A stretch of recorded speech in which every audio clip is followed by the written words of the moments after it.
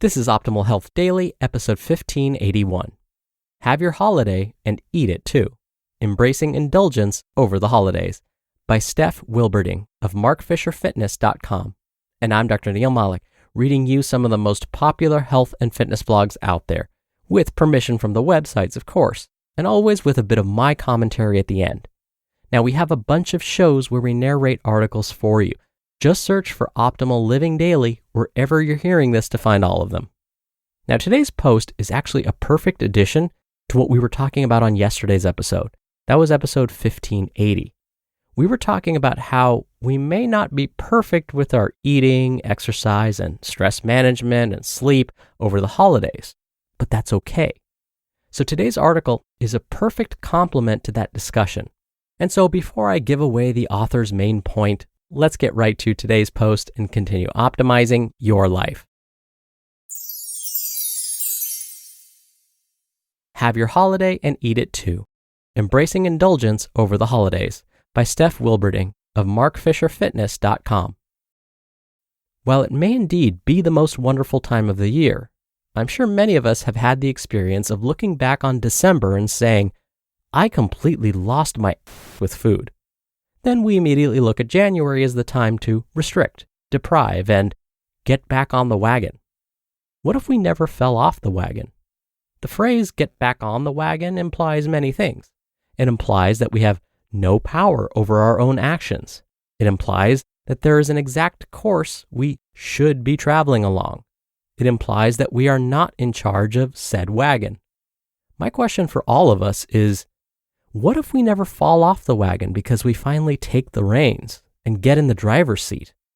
If you were driving this wagon for someone you love, would you drive it so recklessly that they would actually fall off?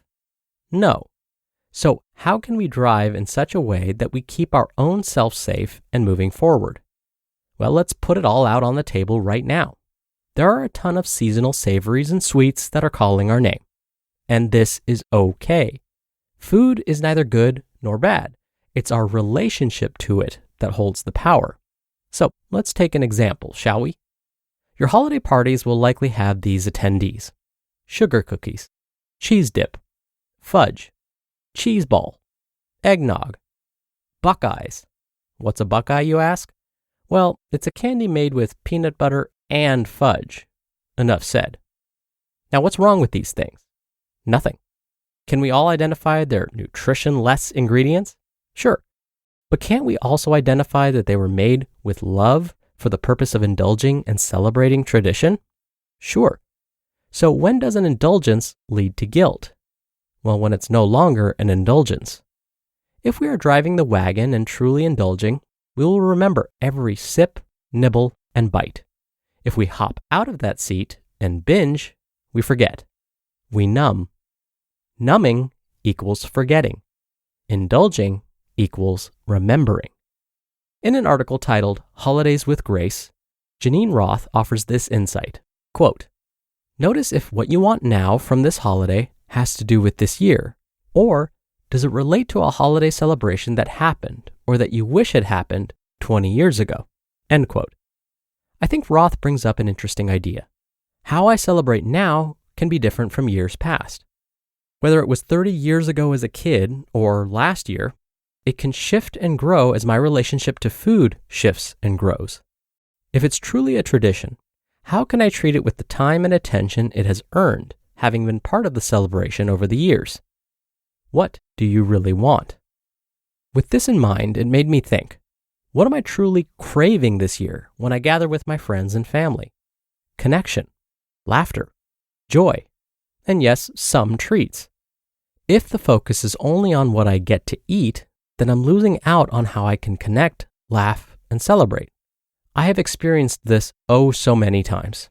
As the 1st of January approaches, I have an overwhelming sense of, man, I just ate my way through the last few weeks and feel like. If we are in charge, in the driver's seat, we are responsible for going faster and for slowing down. We may choose to thrust those reins quickly and hurry right by a stop we didn't want to make.